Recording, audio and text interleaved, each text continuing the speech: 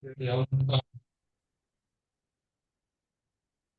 everybody. Today is the 1st of April and happy April. Today is April Fool Day too, right? But then I'm not gonna fool you. I'm just gonna tell you a lesson as we always do for every single day. It's a very useful lesson. Useful story, I would say, and it helps us to understand why something happened to our life and how we can create or manifest our dream life in a very certain way.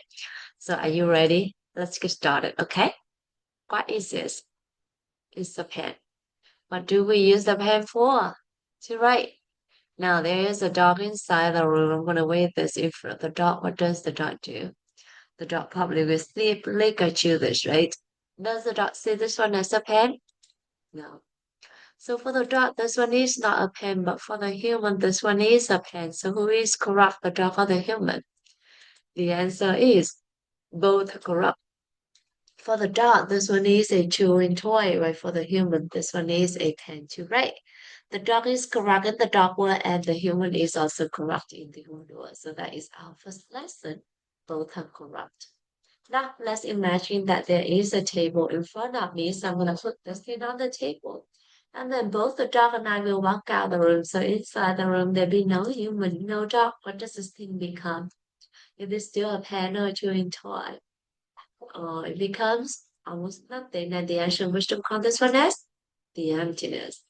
The emptiness is actually a very much good definition. As we understand the emptiness, we'll be able to achieve anything in our life. Just like Ishima Gorosh applied the emptiness into his business and was able to build business with a revenue of $250 million a year. He's also able to help several refugees. So what is the emptiness? Why is that so magical? Let's go back to the page story, okay? So this thing you call it on the table when there's no human, no dog, or nothing to interact with. We come back to true self, we call it the emptiness. But, okay, as soon as I come back to the room and I look at this becomes a pen. When the dog comes back to the room and the dog look at this becomes a chewing toy. And when both the dog and I come back to the room at the very same time and we both look at this at the very same time, this thing become that it becomes two things, a pen for me and a chewing toy for the dog. So a single thing when there's no human, no dog, nothing to interact with, it comes back to true self. We call it the emptiness. So the emptiness is not blackness, nothing there, or no feeling or no thinking. The emptiness is just itself what doesn't interact with anyone. And for that, each and every one of us, whether we are human, animal, object, plant, trees, or any kind, we all have the emptiness, right? And then in reality, we always interact with someone, something, or each other. So that's the reason why we always have the potential to become anything or anyone, depending on who or what is looking at us at the very moment. So a single thing can have multiple potential at the very same moment, right? For different thing of people that interact with that thing. And then a single thing for a single person we also can change. We can have different potential as well, as time pass. Okay. So now I see this as a pen. So does this pen coming from me or does this pen coming from this thing itself? This pen is actually coming from me. Why am I so certain? Because if this thing is the pen itself, the dog, or anything in this entire universe, we have to see it for what it is, which is a pen. But does the dog see this one as a pen? No. So this pen is actually coming from me. This pen is actually coming from my mind, and everything is actually coming from our mind. So that is our third lesson. Everything is actually coming from our mind. Now we all agree that this pen is coming from my mind, right? So I'm going to change my mind, and I'm going to pray this one become a diamond. Okay, so please pray with me. Diamond, diamond, diamond is the pen. So what in my mind that forced me to see this as a pen but not a diamond? They all see it inside our mind that the ancient wisdom call us karma. When we see something, the seed inside our mind pop will open up and cover this and made us see it for what had been planted only into our mind. So who planted those seed into your mind then? Only you can plant the seed into your mind, and only I can plant the seed into my mind. How can we do it? We do it by three ways: by our word, by our actions, by our thoughts, especially toward other people. So, for instance, I'm going to hold on to this. I'm going to say that I have the pen. Would you like to have this pen? And when my friend say yes, please, I'd be so happy to give this to my friend with the hope that I can help my friend. So when I gave this palm opened up and both me and my friend would see it, it started living mark in my mind. A couple days later, when I see this, I recognize this one as a pen, which means that the seed of the pen has already been planted into my mind. Now it pop up, opened up, and covered this and made us see it for what had been planted early into our mind. And this is how a pen become a pen or anything surround us become what and who they are to us. In the past story, there are several meaningful lessons. Today we went over four different lessons. The first lesson is both are correct. So we learn to respect each other's opinion, we learn to respect each other's choices, and we learn to listen to each other with a compassionate heart. And this lesson is a very important lesson. And the tip that I've been getting from I'm practicing this lesson is one really good tip from I learned actually is that take a step back and take it slow. So before respond to anything, just or react to anything to be more accurate, you actually just take a deep breath or a couple of deep breaths before you do that and see, and especially to unwanted things. And when you've been able to understand other people, you are not only bringing happiness to your relationship, to their life, but it's also you bring in the happiness and the peace into your mind as well.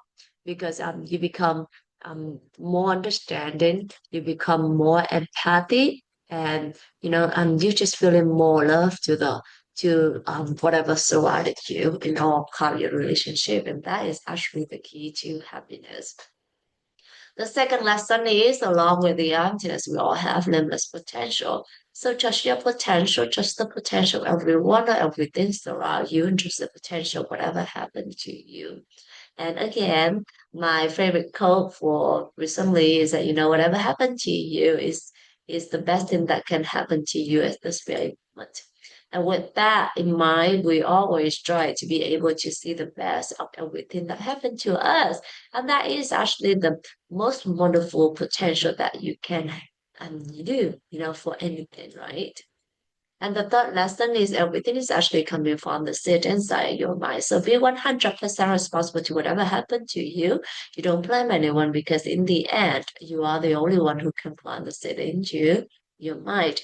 And with that, you'll be able to take in charge of your life, and then you'll be proactive, and then you know that you are the only one who can change your life into any kind of direction that you would like it to. So that is a very, very important lesson. And last but not least is that how to incorporate those lessons into our life so that we can create or manifest our dream life in a very certain way.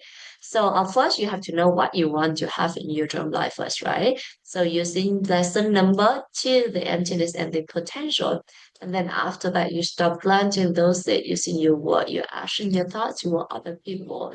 If you want to have a happiness, then you plan the happiness using your word, your action, your thoughts toward other people, helping other people to be happier. If you want to have prosperity, then use your word, your action, your thoughts toward other people, helping other people to be more prosperous. And just like that, whatever that you want, making sure that you use your word, your action, your thoughts toward other people, helping other people to get that very same thing. And then that is the best way for you to plant the seed into your mind. And so that one of these days you'll be able to achieve that seed, to from harvest from the result from the seed. The lesson that I would like to share with you all today is that mm, so today I actually for the last 2 days I've been supporting a coworker, just going there, going to the meeting, and I didn't do anything. He be able to carry the conversation going on and just talk to everyone. And however, through the meeting, I was able I took picture. I support him in this and that, and it actually turn out to be really well. And I noticed that, in the end, sometimes not doing anything, not being the lead, just being there, supporting them, do whatever that they need. Sometimes that's the best thing that you can do for a person or just to your work, right? And just, charming whenever you need to and do the best, like, how to say that? And no matter how small your role is, just making sure that you do that role to your best ability. And with that, everything will get better. So thank you so much, everyone, for listening to me today. Thank you, Anil, for coming me in the 3000-day journey. And if by me sharing with you the parent story of my lesson is something good, I would like to dedicate that to my dearest family, to my friends, to my coworkers, to my neighbors, to my clients, or to any living things in this world or any other worlds with love, wisdom, and gratitude. Thank you so much, everyone. Have a beautiful day. Bye bye.